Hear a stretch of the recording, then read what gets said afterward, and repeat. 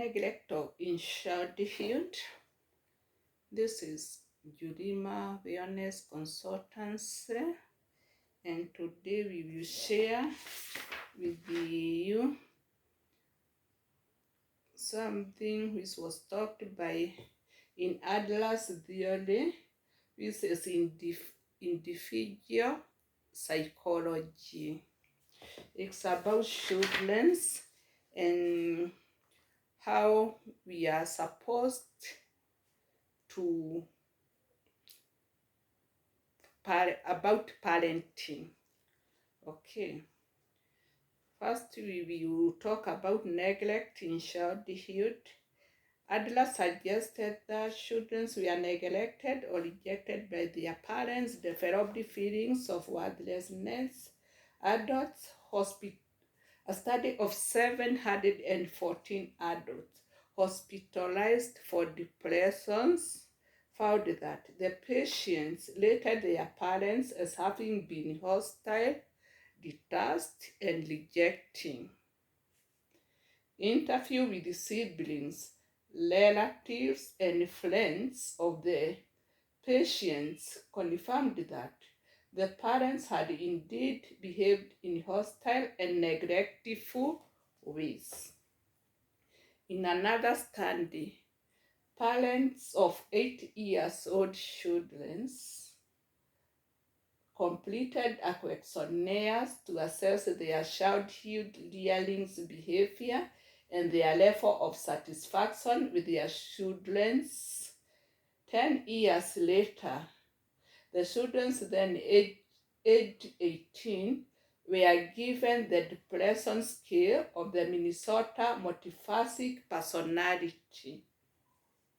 This is MMPI.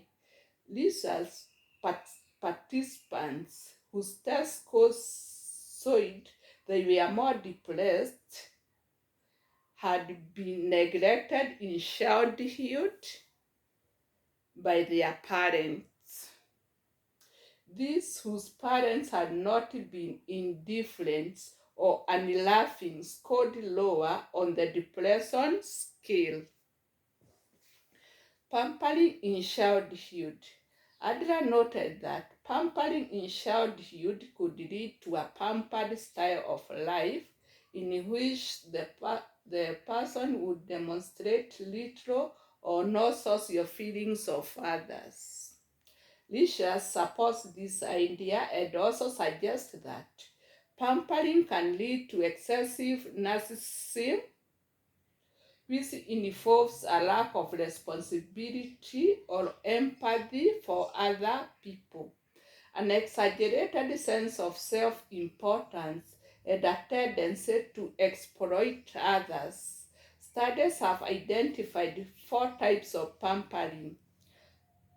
1, of indulgence, which involves the persistent parental gratification of a child's needs and desires, leading to feelings of entitlement as well as tyrannical and manipulative behaviors. Then there is the second one, which offers permissiveness, which involves allowing children to behave as they please with no consideration for the effects of their behaviors on other people, leading to a disregard of social rules and the rights of others. Then the third one is over dominations, which involves exclusive parental decisions making, leading to a child's lack of self-confidence and a tendency to become dependent on others in adulthood. Then there is the fourth one, which is overprotection. This one involves parental cautions, excessively warning children of potential dangers in their environment, leading to generalized anxiety and a tendency to avoid or hide from social situations. Studies with college students found that children of domineering mothers were more likely to seek psychotherapy while in college. Students who rated their parents as both of indulgent and of a protective tended to be low in self-esteem. Students whose parents were considered to be both of indulgent and of a domineering scored high in narcissism. What is narcissism? Narcissism is where a person only believes is the only one who does something right. He just overlooks the other people's what they say or what they do. To him, there is no one else who can be above him or her. There is no one who can do something right except only her or him.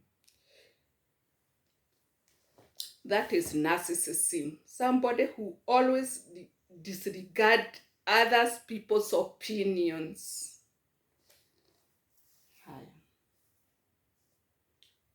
When we come to socio-interest, research using the SIS showed that persons high in socio-interest reported less stress, depression, anxiety, and hostility than persons low in socio-interest. High socio-interest scholars scored higher on tests assessing cooperations with others, empathy, responsibility, and popularity. Research with 105 college students found that those high in socio-interest scored high in spirituality and religiosity. However, their spirituality was of a positive, tolerant, and helping nature, not necessarily religious agnosticism or fundamentalism. Another study of college students showed that those high in socio-interest were high in subjective well-being, agreeableness, self-identity, self-determination, and a strong sense of purpose in life. Good.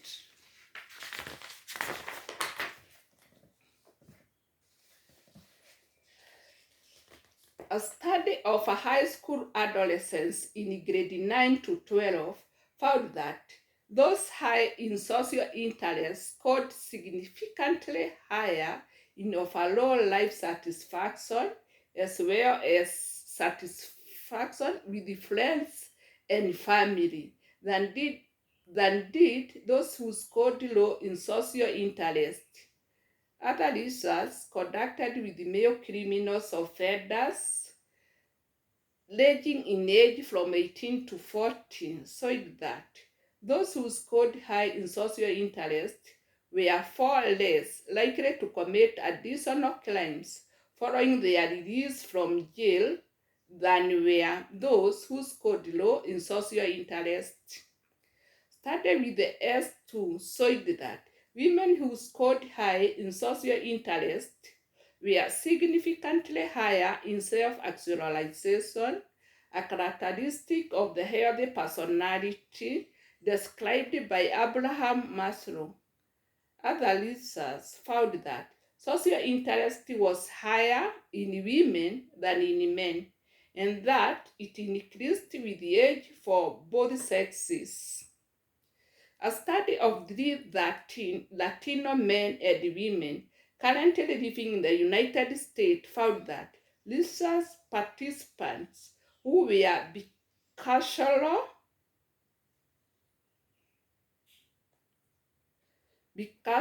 scored higher on socio-interest measures than research participants who were primarily acculturated to either the Latino lifestyle or of the US lifestyle alone. High socio-interest may also be good for your health.